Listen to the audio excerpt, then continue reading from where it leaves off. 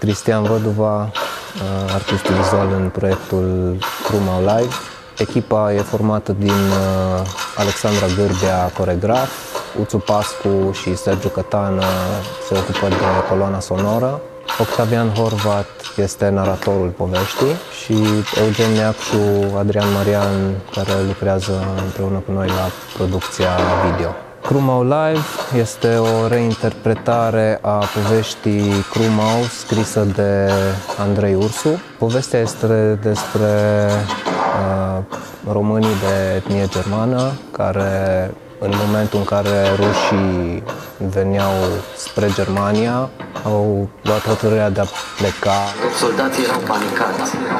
Schneller, schneller, alle zusammen, weg, weg.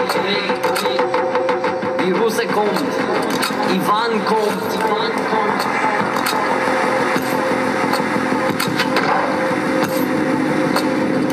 Bubuia artileria în noapte ca o furtună de tunete.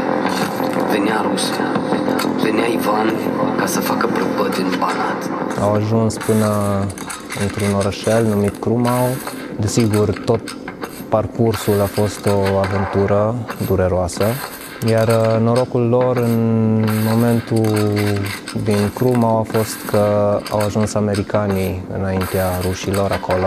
O parte din ei s-au întors spre România, o parte din ei au murit pe drum. Am trăit război și viață de refugiat. Am fugit în 1944 de frica rușilor. Noi am folosit imagini din arhive din al doilea război mondial pentru a ilustra această poveste.